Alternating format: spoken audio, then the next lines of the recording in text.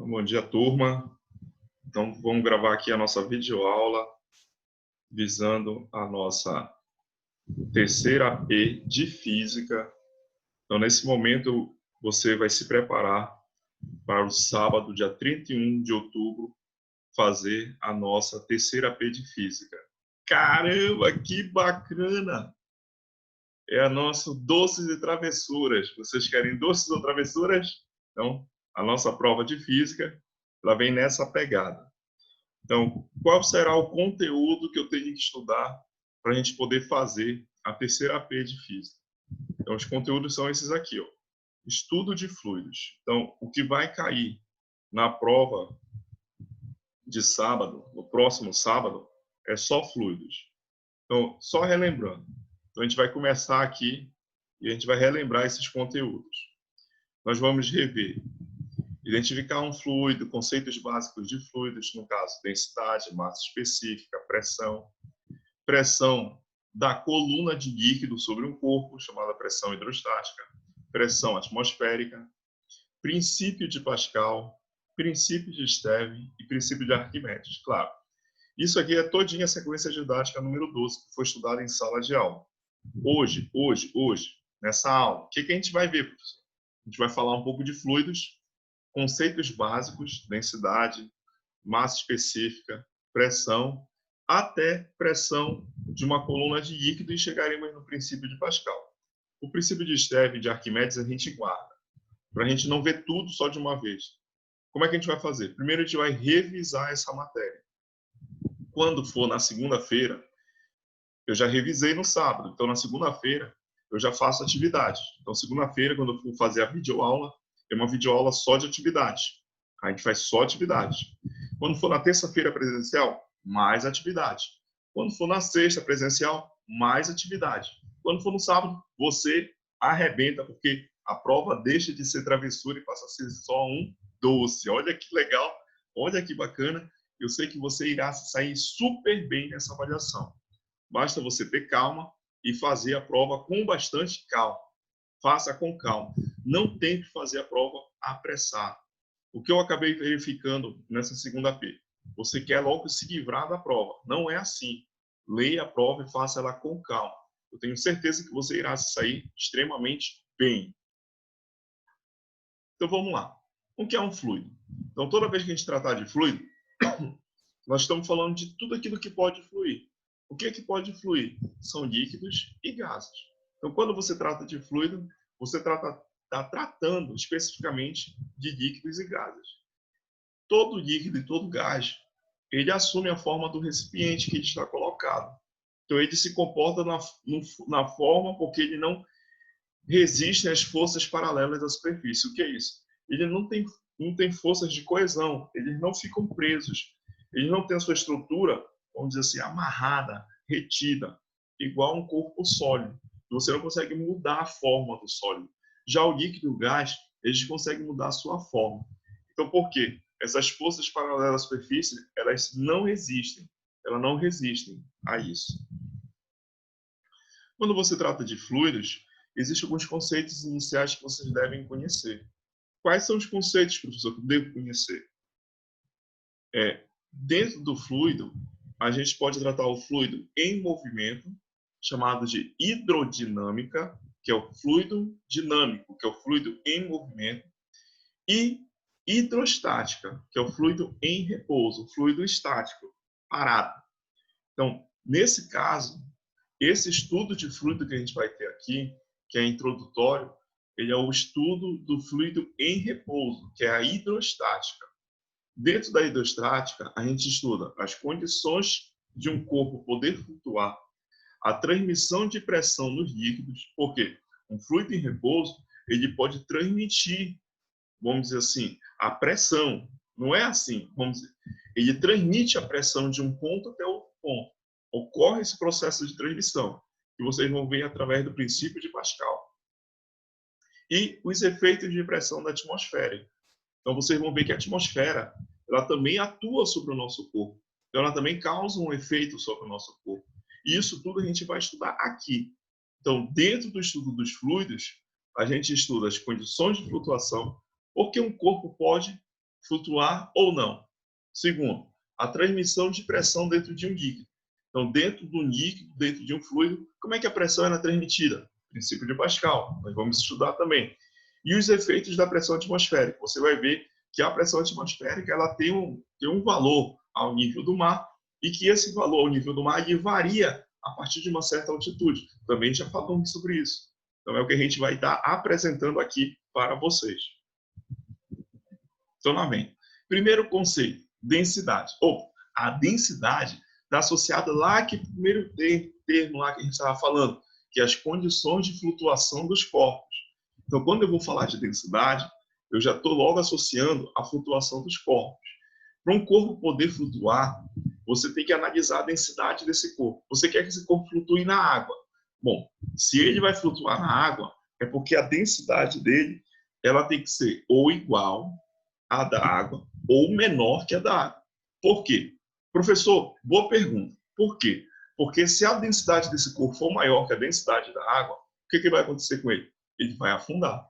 Então, uma característica de densidade é essa, que a densidade dos corpos, elas são responsáveis pela flutuação dos corpos.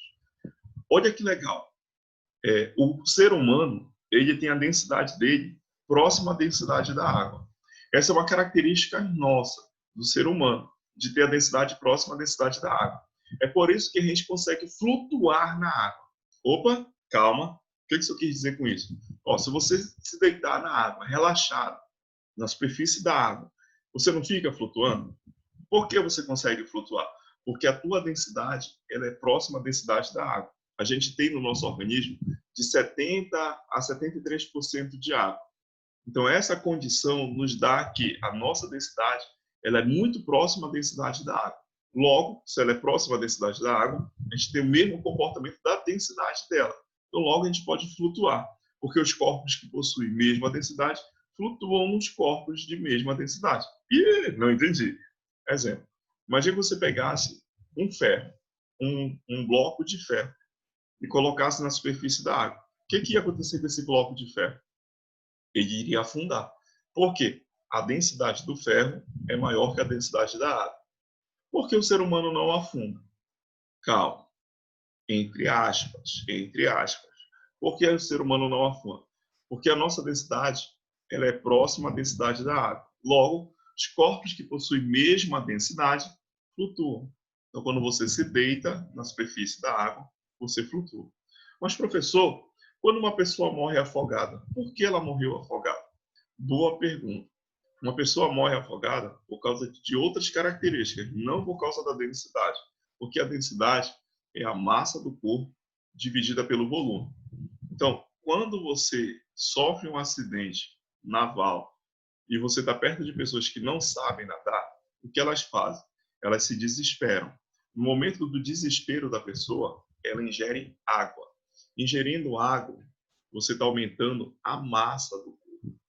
Aumentando a massa do corpo, você está aumentando a densidade do corpo. Então, no momento que você se desespera, que você começa a se debater, você está ingerindo água, aumentando a quantidade de massa do teu corpo. Quando aumentar a tua quantidade de matéria, a tua densidade também vai aumentar. E aumentando a tua densidade, você se torna mais denso do que a água. E o que isso faz? Você afunda. Então, a característica aí está na densidade. Por quê?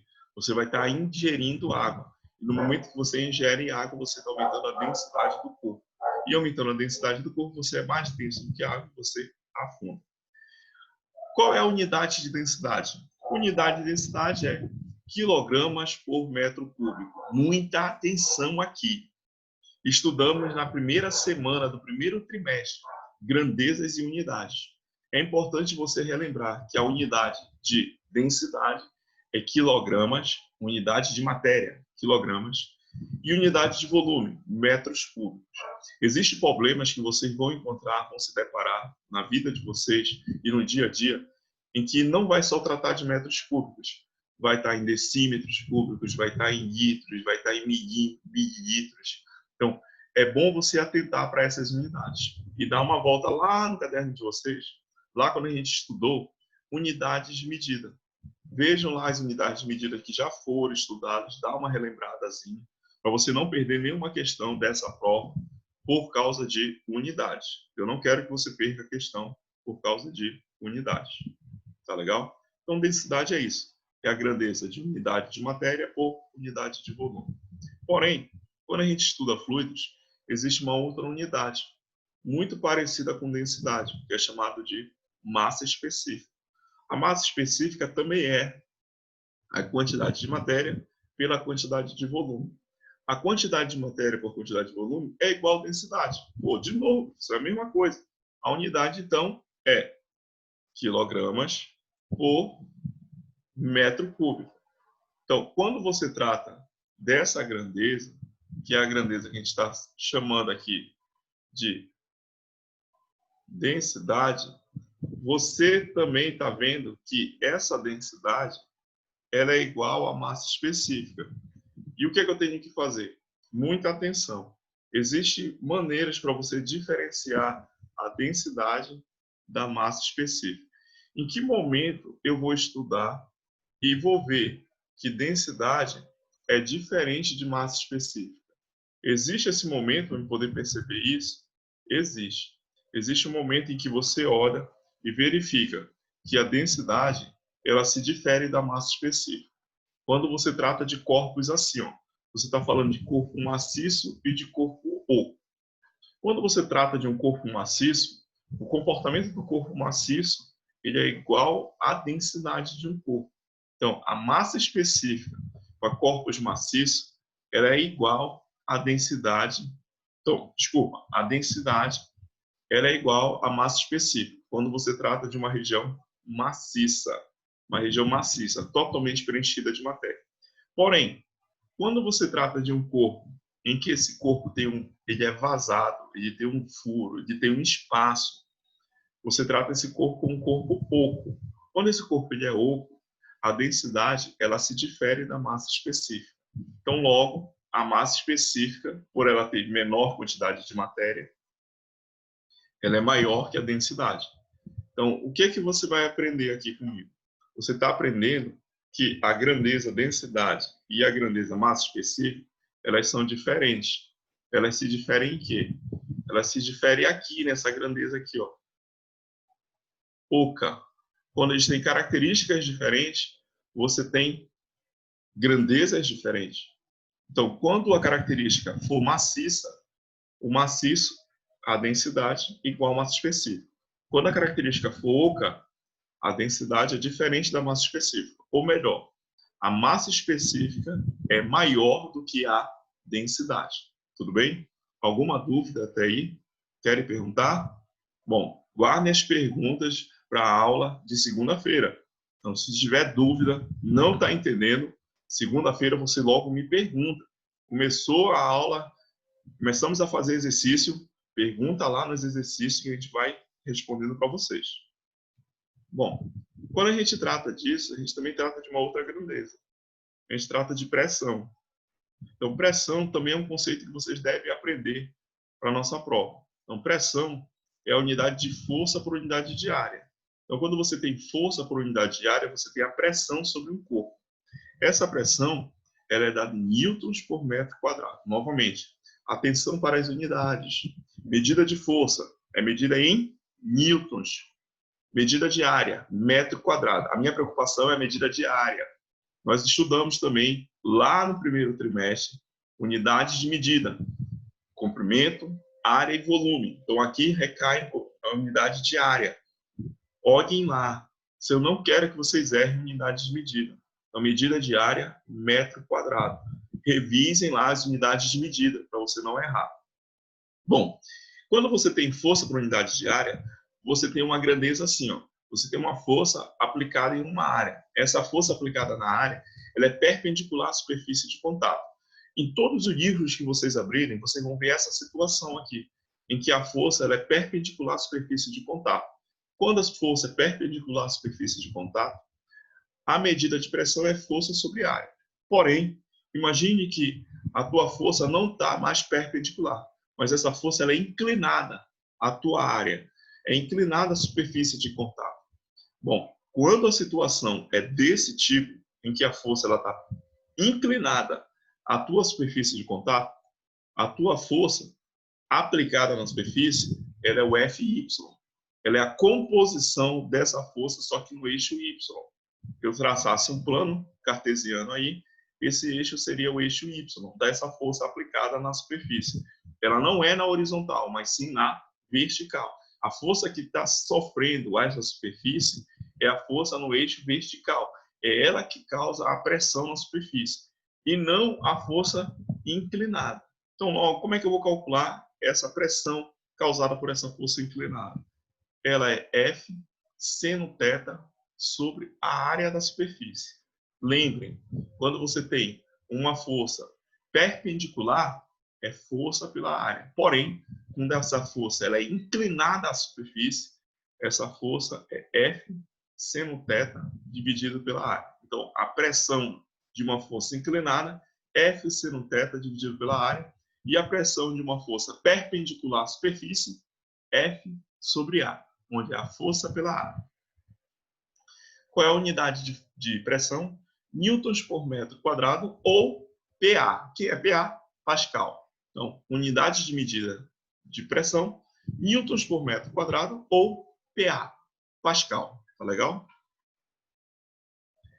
Falando de pressão, a gente vai recair lá numa pressão que é muito conhecida por vocês, que a gente trabalhou já demais elas. E a gente vai recair no experimento de Torricelli. O que consistiu o experimento de Torricelli? Ele pegou um vasilhame de vidro de mais ou menos, vamos chutar aqui, que tivesse 80 centímetros. Ele preencheu totalmente de mercúrio. Ele preencheu de mercúrio. Ao preencher de mercúrio, ele pegou um outro vasilhame e também ainda preencheu de mercúrio. Deixou esse vasilhame cheio de mercúrio. Tampou a pontinha desse vasilhame que estava na mão dele aí. Vocês estão vendo aqui na mão dele, figura 1. Tampou, porque o mercúrio, a pressão atmosférica, ele evapora. Então, a temperatura ambiente ele vai evaporar. Então, ele tampou aqui. E virou aqui, ainda tampado. E dentro dessa região aqui tem mercúrio. Então, ele virou aqui dentro. No momento em que ele vira aqui, ele destampa e vai verificar o que vai acontecer. Esse vasilhame está totalmente preenchido de mercúrio. No momento em que ele vira e destampa, o mercúrio desce e fica até uma altura de 76 centímetros. O que é esse experimento de Torricelli? Ele determinou qual é a pressão aqui do lado de fora que faz manter essa altura da coluna de mercúrio. Um experimento simples, pessoal, simples. Ele pegou alguns êmbolos aqui e fez o experimento. Ele conseguiu medir qual era a altura da coluna de mercúrio. Ou melhor, ele mediu qual seria a pressão da atmosfera ao nível do mar. Ele determinou que a pressão atmosférica, de uma atmosfera ao nível do mar, é 76 centímetros de mercúrio. Nós estudamos também, que corresponde a 760 milímetros de mercúrio, que corresponde a quanto? 1 vezes 10 à quinta newtons por metro quadrado, ou Pascal, que também corresponde a 10,3 metros de água. O que isso quer dizer? Que sobre o nosso corpo, ao nível do mar, nós carregamos uma pressão de uma atmosfera, que corresponde a 10,3 metros de água. Então, nós suportamos uma coluna de 10,3 metros de água. Esse 10,3 metros de água é a pressão da coluna de ar sobre o nosso corpo. Então, sobre o nosso corpo, há uma coluna de ar, que corresponde a 10,3 metros de quê? De água. Muito bem. Ainda falando de pressão, essa pressão sobre o nosso corpo, ela varia com a altitude. Então, a pressão atmosférica, ela decresce rapidamente com a altitude. Você vai aumentando a altitude e a pressão vai fazendo o quê? Vai diminuindo. Ao nível do mar, ela é 76 centímetros de mercúrio. Quando você chega a 500 metros, ela já é 72 centímetros de mercúrio. Quando você chega a 1.000 metros, que é 1 quilômetro, ela já é 67 centímetros de mercúrio. Quando você chega a 2.000 metros, que são 2 quilômetros, ela já é 60 centímetros de mercúrio. Quando você chega a 3 quilômetros, ela já é 53 centímetros de mercúrio. E assim, sucessivamente. Imagina que você chega a 6 quilômetros. Ela já é 36 centímetros de mercúrio. Então, a pressão, ela varia com a altitude. Mudou a altitude, mudou a pressão. Ao nível do mar, a pressão atmosférica ela é a mesma. Abaixo do nível do mar, a pressão atmosférica é a mesma. Ela não muda. Ela só muda quando você aumenta a altitude.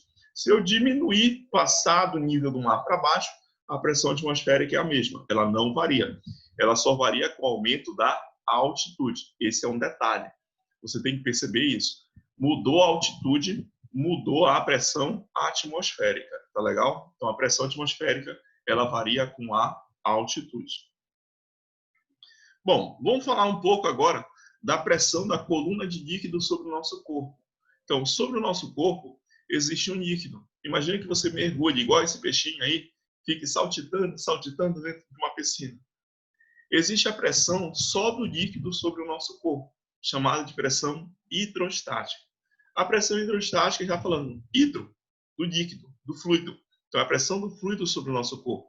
Então, essa pressão hidrostática, ela é a densidade do fluido vezes a gravidade vezes a profundidade. Esse H é a profundidade. Então, se você quiser determinar a pressão do líquido sobre o teu corpo, basta você saber a que profundidade você está. Mas, professor, do lado de fora, não tem a pressão atmosférica? Tem a pressão atmosférica. Imagina que você quisesse calcular a pressão nesse tubarãozinho aí. Como é que você iria fazer? Bom, a pressão do tubarão é chamada de pressão absoluta, que é a pressão do líquido, que é a pressão hidrostática, mais a pressão atmosférica. Então, sobre o corpo desse tubarão, a pressão absoluta é a pressão atmosférica mais a pressão hidrostática. Onde a pressão hidrostática é a densidade do líquido vezes a gravidade vezes a profundidade. Quanto mais fundo você estiver num fluido, maior é a pressão hidrostática e maior será a pressão absoluta sobre o teu corpo. Então, no momento que você mergulha num fluido, sobre o teu corpo já tem a pressão atmosférica. Você só vai somar ainda mais a pressão hidrostática, que é a pressão da coluna de líquido sobre ele. Então, quanto mais fundo você tiver, maior será a pressão que o seu corpo irá sentir. O que diz, então, o teorema de Stevin? Diz assim, o teorema de Stevin é o teorema da diferença de pressão, onde a diferença de pressão entre dois pontos em um fluido ela é igual à diferença de desnível ou de profundidade. Então, se você quiser calcular a diferença de pressão entre o ponto A e o ponto B, basta eu saber o desnível. O que é esse desnível? A diferença de profundidade. Qual é a diferença de profundidade entre A e B? Então, logo, a diferença de pressão, ΔP, é a densidade do fluido vezes a gravidade vezes a diferença de profundidade. Não quero fazer assim, professor. Quero fazer de outra forma. Pode? Pode. A diferença de pressão é a pressão no ponto A menos a pressão no ponto B. Ou melhor, a pressão no ponto B, porque ela é mais intensa, porque ele está mais no fundo, menos a pressão no ponto A, porque o ponto A está mais próximo à superfície. Aí você vai ter o que a gente chama de diferença de pressão ou teorema de Stevin. Diz que a diferença de pressão é igual à diferença de desnível entre dois pontos em um mesmo fluido. Então, tá aí. Vamos relembrar um pouco de vasos comunicantes. Os vasos comunicantes, eles são, você imaginar um fluido inserido em um recipiente de formatos diferentes. Então, pode ser o mesmo fluido, pode ser fluidos imissíveis que não se misturam, mas que tenham o quê? Se eu traçar essa linha, como é o nome dessa linha verde que eu tracei? Ela tem um nome. Ela é chamada de linha isobárica. Linha, iso, mesmo, bárica, pressão. Então, uma linha onde os corpos estão sujeitos a uma mesma pressão. Ah, então eu já sei o que esses pontos têm em comum. O que eles têm em comum? Eles têm a mesma pressão. Então, quando você fala de vasos comunicantes, você tem que olhar essas grandezas. Você tem que traçar uma linha chamada de linha isobárica. E os corpos que estiverem sobre essa linha isobárica estão sujeitos a uma mesma pressão. Essa é a característica dos vasos comunicantes. Só isso? Não, professor. Tem só isso para me aprender? Não. Você vai ter que lembrar também que os corpos que estiverem sujeitos a uma mesma profundidade também estão sujeitos a uma mesma pressão. Os corpos que tiverem a mesma altura de líquido sobre eles também estão sujeitos a uma mesma pressão. Então, quando você olha a linha isobárica, não é só a linha isobárica, também é a altura do líquido. Então, a altura do líquido, o nível onde ele se encontra, se eles estiverem na mesma linha isobárica, na mesma altura de líquido, forem o mesmo líquido ou líquidos distintos, eles estarão sujeitos a uma mesma pressão. E, chegando ao final, Teorema de Pascal, que é o teorema das prensas hidráulicas. Então, quando você trata de prensa, você está falando de Pascal, que é o princípio de Pascal, que é o princípio das prensas hidráulicas. Bom, o Pascal ele vai se utilizar também do princípio de Stevin, mas o que eu quero que você aprenda? O que diz o princípio de Pascal? Diz assim, que a pressão aplicada em um fluido, ela se transmite a todos esses fluidos, a parede do recipiente até a outra extremidade. Onde o princípio de Pascal, ou o teorema de Pascal, diz assim, que a força aplicada no êmbolo, nessa parte menor aí onde o senhor vai subir, ó, vai subir, o rapazinho agora subiu, a força aplicada nessa região, que chama F1, sobre a área 1, porque tem um êmbolo 1 menorzinho, então F1 sobre a área 1, ela é igualmente transmitida até o ponto de tal carro, que eu vou chamar de F2, área 2. Esse é o princípio de Pascal, ou teorema de Pascal, que diz que a pressão ela é transmitida integralmente a todo fluidos e a parede do recipiente. Então, no momento que você aplica essa força nessa extremidade, ela é transmitida a todo o fluido e às paredes do recipiente. Bom, o que eu fiz aqui? Eu revisei até o teorema de Pascal. Eu não vou revisar tudo logo de uma vez, senão vai ficar muita informação. Quando for na próxima aula, eu vou resolver atividades de fluido até Pascal. Depois que eu resolver até Pascal, isso na segunda-feira, na terça, eu reviso princípio de Stevin, vou falar um pouco de vasos comunicantes, aí a gente fala de princípio de Arquimedes, aí beleza, revisamos, exercício. E na sexta-feira, mais exercício, e aí vocês vão estar preparados para a gente poder fazer a nossa AP3 de Física. Então, pessoal, bom dia, a gente se vê aí na segunda-feira, na nossa próxima aula.